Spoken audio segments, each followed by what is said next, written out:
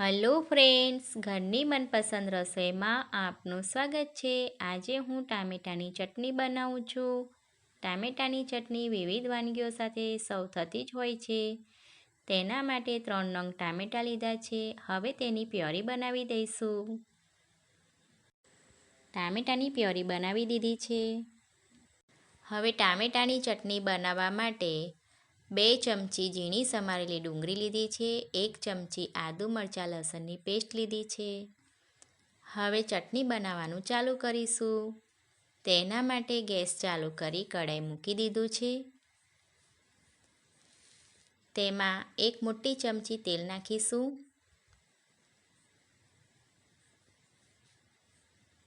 તેલ ગરમ થઈ ગયું છે। અડધાથી પણ અડધી ચમચી જીરું નાખીશું।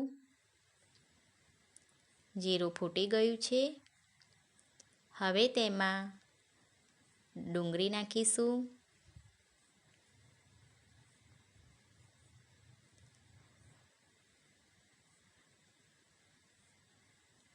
એક ચમચી આદુ લસણ મરચાંની પેસ્ટ લઈશું। ચપટી હિંગ નાખીશું।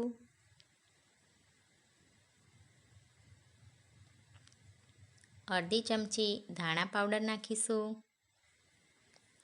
અને ચપટી હળદર લઈશું। મિક્સ કરી લઈશું। સ્વાદ પ્રમાણે મીઠું લઈશું। હવે ટામેટાની પ્યોરી લઈશું અને મિક્સ કરી લઈશું। ટામેટાની કચાશ દૂર થાય ત્યાં સુધી શેકી લેવાના છે।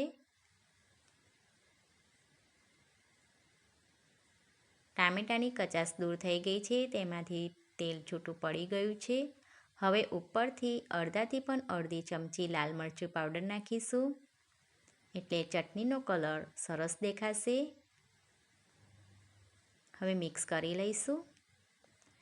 ચટણી બની ગઈ છે। હવે ગેસની ફ્લેમ બંધ કરી સર્વિંગ ડીશમાં લઈ લઈશું।